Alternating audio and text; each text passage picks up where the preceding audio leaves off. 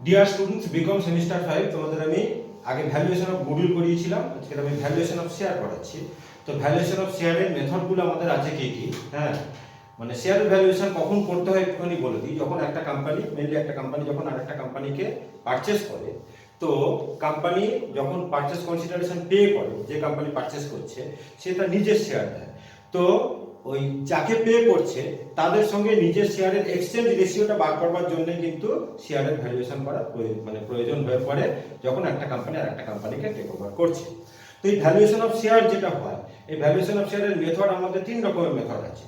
Number one হলো net asset basis method, এটাকে আমরা ইন্ট্রিনজিক ভ্যালু মেথডও বলি।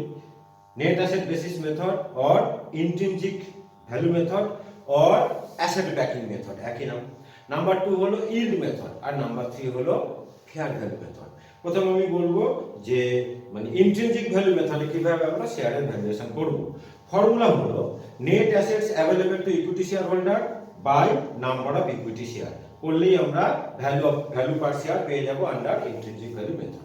কি বললাম? Net assets available to equity share holder divided by total number of equity share. আচ্ছা, net asset available to equity share holder আমরা কিভাবে বার করব?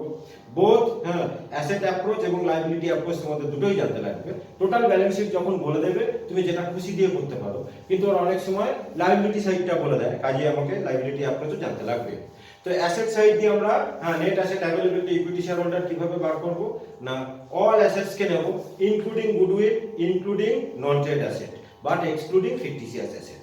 মানে সমস্ত অ্যাসেট নেব, মানে ফিকটিশিয়াস অ্যাসেট কে নেব না, কিন্তু নন ট্রেড অ্যাসেট নেব এবং গুডউইল কে নেব। আর লেস করব তার থেকে কারেন্ট লায়াবিলিটি কে লেস করব, আর অ্যাসেট গুলো সব মার্কেট ভ্যালুতে নেব, মানে total assets at their respective market value, including goodwill, including non trade asset but excluding fictitious asset. তার থেকে আমরা মাইনাস করব কারেন্ট লায়াবিলিটিস, মাইনাস করব debenture and long term loan, other long term loan, আর minus করব preference share capital including arrear preference dividend.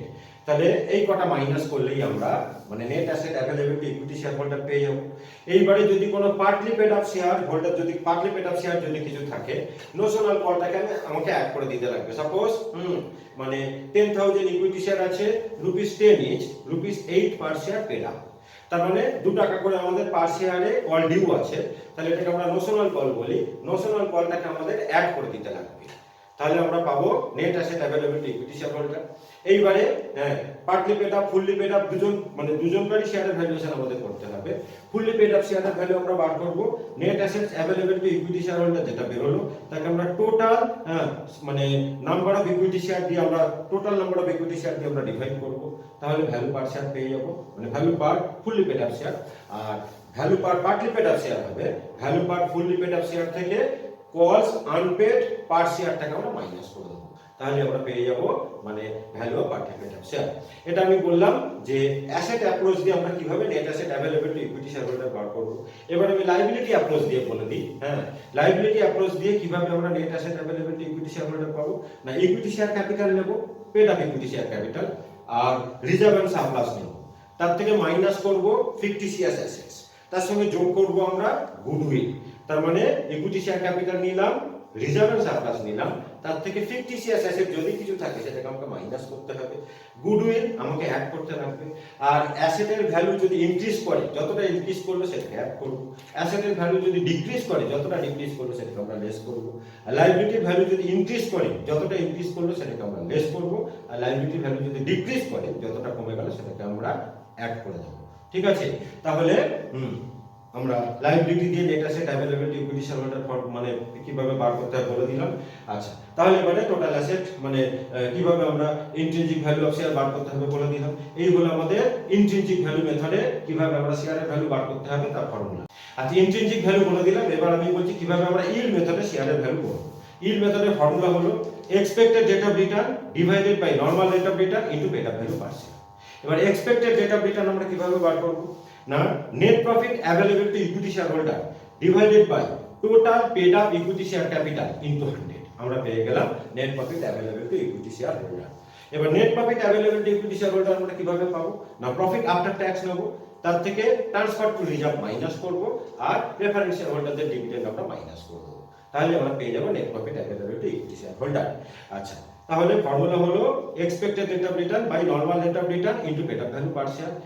Expected rate of রিটার্নের formula বললাম, net profit available to equity share holder divided by total paid up equity share capital into 100। ব্যাস হয়ে গেল। এবারে fair value, fair value মানে হলো intrinsic value, মানে intrinsic মানে মেথডে শেয়ারের ভ্যালু বার করব, আর ইল মেথডে শেয়ারের ভ্যালু বার করব। তার মানে intrinsic value per share under intrinsic value plus value per share under yield value whole divided by, সোজা কথা intrinsic value plus yield value divided by 2। এবার আমি একটা অঙ্ক করে দিচ্ছি, দেখো পুরো ক্লিয়ার হয়ে যাবে কনসেপ্ট। আচ্ছা, যে সামটা করাচ্ছি, হ্যাঁ খুব ইম্পর্টেন্ট সাম এটা, ইয়ারের অঙ্ক।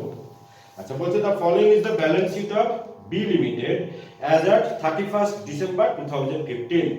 আচ্ছা, ইকুইটি আর লায়াবিলিটিস এর আন্ডারে আমাদের বলে দেওয়া আছে, ইকুইটি আর লায়াবিলিটিস এর আন্ডারে আমাদের বলে দেওয়া আছে শেয়ার ক্যাপিটাল, তার মধ্যে বলে দেওয়া আছে ইকুইটি শেয়ার অফ ₹10 ইচ। আচ্ছা, আর রিজার্ভ এন্ড সারপ্লাস বলে দেওয়া আছে 5,40,000।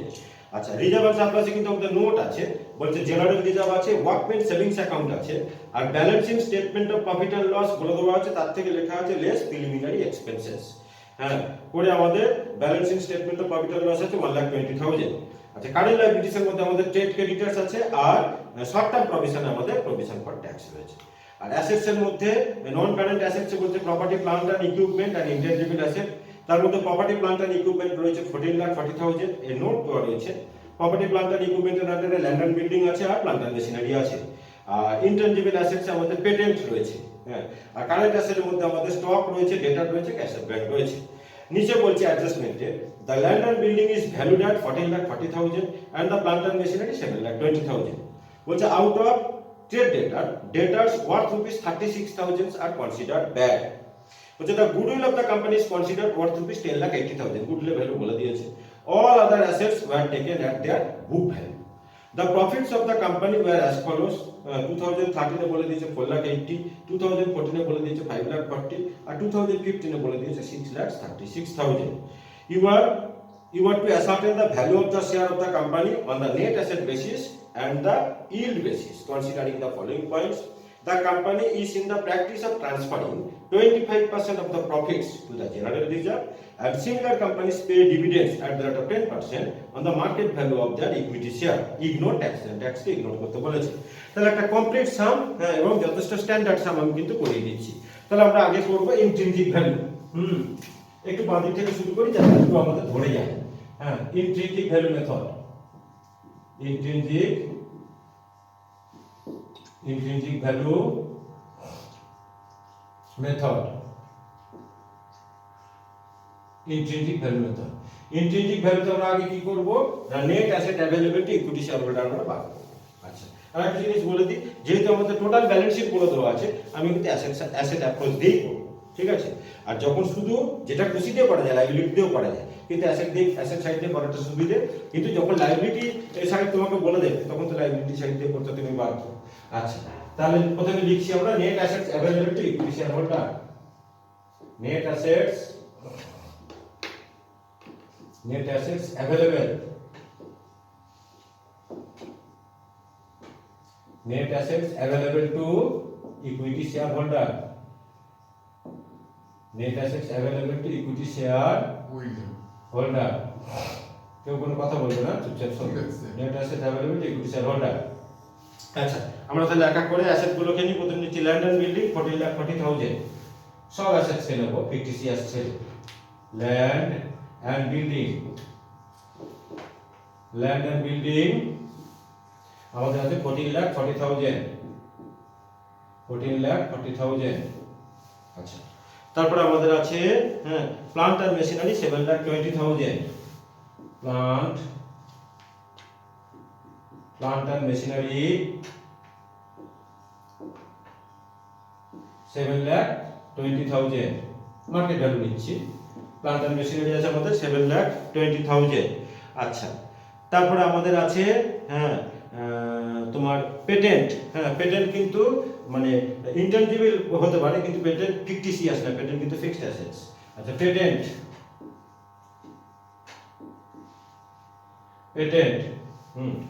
পেটেন্ট আমাদের কত টাকা দিয়ে দেওয়া আছে?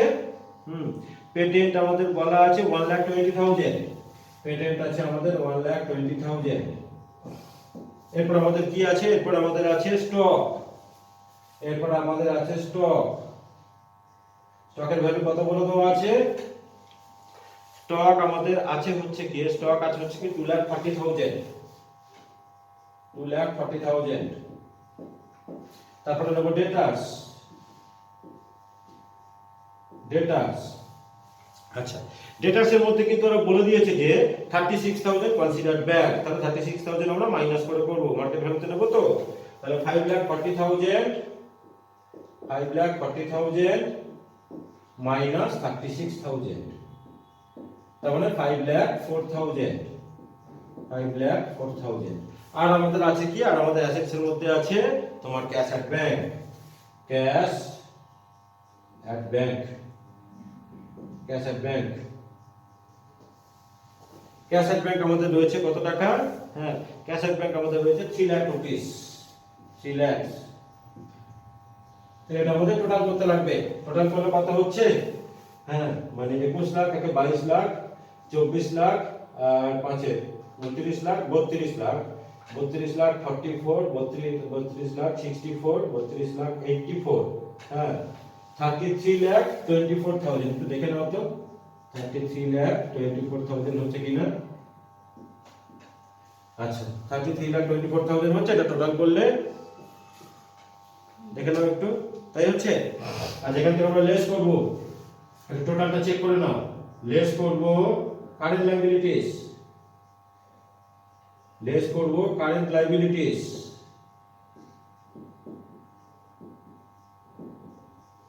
আচ্ছা, কারেন্ট লায়াবিলিটিস এর মধ্যে আমাদের আছে, হ্যাঁ তোমার ট্রেড পেয়েবল আছে, প্রভিশন ফর ট্যাক্স আছে, ট্রেড ক্রেডিটর আছে আর প্রভিশন ফর ট্যাক্স আছে। তাহলে লিখছি ট্রেড ক্রেডিটরস, ট্রেড ক্রেডিটরস আর provision for tax, provision for tax. Trade creditors আছে, প্রভিশন ফর ট্যাক্স আছে। আচ্ছা, ট্রেড ক্রেডিটর আছে আমাদের কত টাকা, হ্যাঁ ট্রেড ক্রেডিটর আমাদের দিয়ে দেওয়া আছে তোমার 5,40,000 আর প্রভিশন ফর ট্যাক্স আছে 3,60,000। তো 5,40,000 আর 3,60,000। আর আমাদের রিজার্ভ এন্ড সারপ্লাস এর মধ্যে যতই ওরা বলুক workman savings account, workman savings account কিন্তু আমাদের external liability. Employees provident fund, workman savings account এগুলো কিন্তু এক্সটার্নাল লায়াবিলিটি। এটা কিন্তু রিজার্ভ সারপ্লাস মানে রিজার্ভ সারপ্লাসের মধ্যে ওরা লিখেছে, কিন্তু এটা রিজার্ভ সারপ্লাসের মধ্যে আসে না, এটা ইন্টারনাল লায়াবিলিটি না। যদি ওয়ার্কম্যান কম্পেনসেশন রিজার্ভ হতো বা ওয়ার্কম্যান কম্পেনসেশন ফান্ড হতো, সেটাকে আমরা রিজার্ভ এন্ড সারপ্লাসের মধ্যে লিখতাম। তাহলে ওয়ার্কম্যান সেভিংস অ্যাকাউন্ট কিন্তু আমাদের এক্সটার্নাল লায়াবিলিটি, এটা আমাদের নিতে লাগবে 1,80,000। Workman savings account, workman savings account এটা external liability. Workman savings account, workman savings account আমাদের কত টাকা দিয়ে দেওয়া আছে, ওয়ার্কম্যান সেভিংস অ্যাকাউন্ট হ্যাঁ আমাদের বলে দেওয়া আছে 1,80,000, 1,80,000। তাহলে এগুলো টোটাল করলে আমাদের কত হয়, 5 3 8 এখানে 9 লাখ মানে 10,80,000। কারেন্ট লায়াবিলিটি লেস করলাম 10,80,000, এটা মাইনাস করি, তারপরে 0 0 0, এখানে হলো 4, এখানে হলো 4, আচ্ছা এটা 2, এটা হলো 2, তার মানে 22,44,000। আচ্ছা, এখান থেকে আমরা আরো কি করি, debenture and other long term loan আর preference share capital including arrear dividend. এখানে দেখো ওসব কিন্তু কিছু নেই, কোনো ডিবেঞ্চার বা লং টার্ম লোনও নেই বা কোনো আমাদের কিন্তু প্রেফারেন্স শেয়ার ক্যাপিটাল কিছু বলে দেওয়া নেই। তাহলে এটাই হয়ে গেল আমাদের net asset available to equity share holder.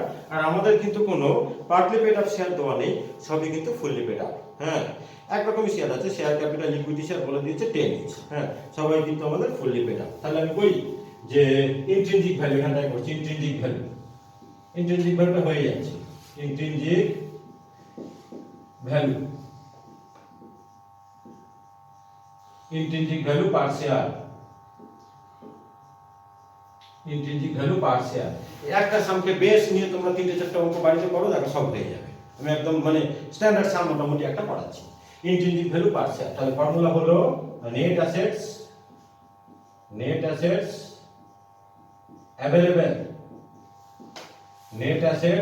Available to equity share holder,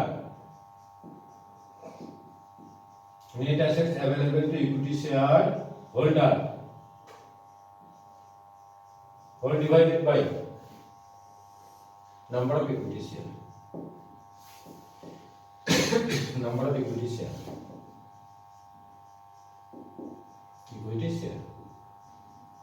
এটা টোটাল নাম্বার অফ ইকুইটি শেয়ারই হয়।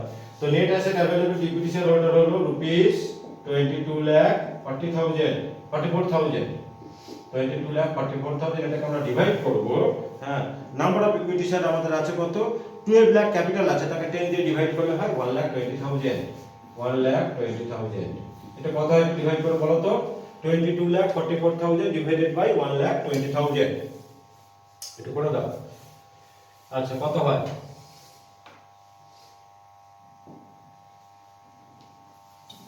22,44,000 কে 1,20,000 দিয়ে ডিভাইড করো, তাহলে কত হয়? 18.7 রুপিস 18.70, তাই তো? ব্যাস, এটা আমাদের ইন্ট্রিনসিক ভ্যালু মেথডে শেয়ারের ভ্যালু হয়ে গেল। এবার আমরা আসবো ইল্ড মেথড, এখানে ক্লোজ করে দিলাম। তাহলে এই অবধি আমাদের ইন্ট্রিনসিক ভ্যালু, এই অবধি আমাদের ইন্ট্রিনসিক ভ্যালু, ঠিক আছে? এবার আমি বলছি yield method.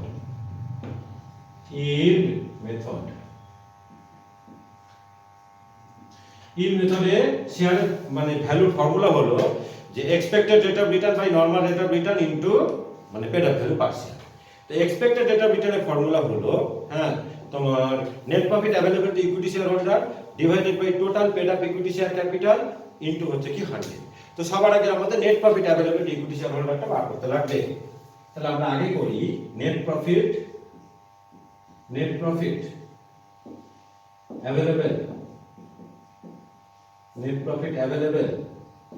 to equity shareholder, net profit available to equity shareholder। এটার ফর্মুলা হলো নেট প্রফিট আফটার ট্যাক্স, তার থেকে আমরা ট্রান্সফার টু রিজার্ভ মাইনাস করব আর প্রেফারেন্সিয়াল ডিভিডেন্ড মাইনাস করব। তাহলে আমরা লিখি যে প্রফিট আফটার ট্যাক্স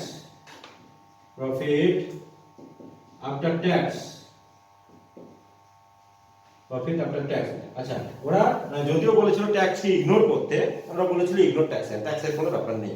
তাহলে আমরা প্রফিট গুলো আচ্ছা, net profit available to equity share holder যেটা বেরোলো এটা কিন্তু হলো না, এর সঙ্গে আমাদের গুডউইল টাকা তো যোগ করতে লাগবে, ঠিক আছে? এই শেয়ারের ভ্যালুটা কিন্তু ঠিক হলো না, এর সঙ্গে আমাকে আরো গুডউইলটাকে অ্যাড করতে লাগবে। লিখো অ্যাড গুডউইল, এটা নেওয়া হলো না গুডউইলটাকে, এখানে লিখো অ্যাড গুডউইল, ঠিক করে নাও, অ্যাড গুডউইলের ভ্যালুটা আমাদের বলে দেওয়া আছে, গুডউইলটাকে তো যোগ মানে অ্যাড করতে হবে net asset available to equity share হোল্ডারে, মানে ইন্ট্রিনসিক ভ্যালুটাকে ঠিক করে নাও। আচ্ছা, গুডউইল অফ দ্য কোম্পানি বলেছে 10,80,000, হ্যাঁ, গুডউইলটাকে নাও 10,80,000। তাহলে কত হয় এটা? মানে 32 লাখ, 33,24,000, 33,24,000। তাহলে এটা ঠিক করে দিই, 33,24,000, 33,24,000। তাহলে 33,24,000 কে 1,20,000 দিয়ে ডিভাইড করো, 33,24,000 কে 1,20,000 দিয়ে ডিভাইড করো, কত হয় বলো? 33,24,000 ডিভাইডেড বাই 1,20,000 কত হয়? 27.7। তাহলে রুপিস 27.70। বাস, ঠিক আছে। তাহলে আমরা প্রফিট আফটার ট্যাক্স, ট্যাক্স যদিও নেই, মানে ট্যাক্স ইগনোর করতে বলেছে, তো প্রফিট আমাদের 3 বছরের প্রফিট বলে দেওয়া আছে, আমরা 3 বছরের প্রফিটকে আমরা অ্যাভারেজ করব। আচ্ছা, প্রফিটের নেচারগুলো দেখো, 4,80,000, 5,40,000, 6,36,000। আচ্ছা, এইবারে যখন আমরা অ্যাভারেজ প্রফিট করব, আমার প্রফিটের মধ্যে কারেন্ট ইয়ার প্রফিটটাকে কিন্তু অ্যাডজাস্ট করতে হবে। একটু বলে দিই, কারেন্ট লায়াবিলিটি মানে কারেন্ট অ্যাসেট ডিক্রিজ আর কারেন্ট লায়াবিলিটি যদি কিছু ইনক্রিজ করে, সেটাকে কিন্তু আমরা যখন অ্যাভারেজ প্রফিট বার করব, তখন কিন্তু আমাদের কনসিডার করতে লাগবে। তাহলে অ্যাভারেজ প্রফিট যেটা আমরা করছি, লিখছি যে 4 লাখ এখানে লিখি average profit, average profit, average profit 3 বছরের প্রফিট আমাদের বলে দেওয়া আছে। কি কি আছে আমাদের? হ্যাঁ, তোমার 4,80,000 প্লাস 4,80,000 এর পরে আছে 5,40,000, 5,40,000 আর আছে আমাদের প্লাস, আর আমাদের আছে 5,40,000 আর আছে 6,36,000। এটাকে আমাদের অ্যাডজাস্ট করতে হবে। 6,36,000 এর মধ্যে কারেন্ট অ্যাসেট কিন্তু আমাদের ডিক্রিজ করছে, আমাদের মানে ব্যাড ডেট আছে। হ্যাঁ, ব্যাড ডেট কত বলেছে? 36,000। এখান থেকে 36,000 মাইনাস করি আমরা, 36,000 ডিভাইডেড বাই 3 করলাম। আচ্ছা, তাহলে কত হয়? মানে 4,80,000 plus 5,40,000, 5,40,000 plus 6 lakh divided by 3। এটা টোটাল করলে কত হয় গো? 5,40,000, 4,80,000 আর 6 লাখ। 6 আর 5 11 লাখ, মানে তোমরা হচ্ছে কি 15 লাখ, মানে 16,20,000। 16,20,000 কে 3 দিয়ে ডিভাইড করলে কত হয়? 16,20,000। 16,20,000 কে 3 দিয়ে ডিভাইড করো। 16,20,000 কে 3 দিয়ে ডিভাইড করো, কত হয়? 16,20,000। এই দিকে যোগ করলে 16,20,000 হয়। 16,20,000 ডিভাইডেড বাই 3, তাহলে কত হয়? 5,40,000। 5,40,000 rupees, 5,40,000। এখান থেকে লেস করব, less transfer to reserve, less transfer to reserve, transfer to reserve. Reserve transfer ওটা কত করতে হবে মেনশন করে দিয়েছে। বলছে the company is in the practice of transferring 25% of the profits to the general reserve। হ্যাঁ, তাহলে 5,40,000 এর 25% কত হয়? 1,35,000। হ্যাঁ, 25%। তাহলে করি আমরা রুপিস 1,35,000। তাহলে মাইনাস করলে কত হয়? 4,05,000। 4,05,000, 4,05,000। এইটা আমাদের হয়ে গেল net profit available to equity share holder. এবার আমরা কি করব? Expected rate of return. ঠিক আছে, এখানটায় করছি এক্সপেক্টেড রেট অফ রিটার্ন, আর একটুখানি বাকি আছে। Expected rate of return, expected rate of return ফর্মুলাটা আমি বলে দিচ্ছি। হ্যাঁ, মানে net profit available to equity shareholder divided by total paid up equity share capital into 100। তাহলে ফর্মুলাটা আমার এখানে লেখার জায়গা নেই, আর লিখছি না। ফর্মুলাটা আবার বলে দিচ্ছি। net profit available to equity shareholder মানে যেটা বের হলো, এটাকে total paid up equity share capital দিয়ে ডিভাইড করব, ইনটু 100 করব। তাহলে আমি করে দিই যে 4,05,000 ডিভাইডেড বাই আমাদের paid up equity share capital আমাদের কত দিয়ে দেওয়া আছে? 12 লাখ। হ্যাঁ, 12 লাখ, এটাকে ডিভাইড করো 12 লাখ ইনটু 100 করো, এটা কত হয়? 4,05,000, 4,05,000 ডিভাইডেড বাই 12 লাখ ইনটু 100 কত হয়? 33.75। 33.75%। তাহলে এবার আমি করব ইল্ড মেথড, হ্যাঁ, ভ্যালু পার্সেন্ট, মানে ইল্ড মেথডে ভ্যালু পার্সেন্ট করছি, ভ্যালু পার শেয়ার। ফর্মুলা হলো এক্সপেক্টেড রেট অফ রিটার্ন, এই যেটা বার করলাম, divided by normal rate of return into paid up value per share. তো নরমাল রেট অফ রিটার্ন আমাদের 10% বলে দিয়েছে। তার মানে আমাদের হলো 33.75% divided by 10% into paid up value হলো রুপিস 10। তার মানে আমাদের 33.75 পার্সেন্টেজ কেটে গেল, 10 কেটে গিয়ে 33.75, তার মানে রুপিস 33.75। এটা আমাদের কিন্তু এই দুটোই আমাদের করতে দিয়েছিল। ইল্ড মেথডেরও আমাদের শেয়ারের, মানে ইল্ড মেথডেও শেয়ারের ভ্যালুয়েশন হয়ে গেল। ওরা বলেছিল যে নেট অ্যাসেট বেসিস আর ইল্ড মেথড, এই অবধি আমাদের করতে বলেছিল। তারপর কমপ্লিট সাম, আমি স্ট্যান্ডার্ড সাম আমি এখানে করিয়ে দিলাম। এই অঙ্কটাকে ফলো করে তোমরা কিন্তু 4-5টা অঙ্ক বাড়িতে নিজেরা প্র্যাকটিস করে নিতে পারবে, দেখবে আর প্রবলেম হচ্ছে না ভ্যালুয়েশন অফ শেয়ার।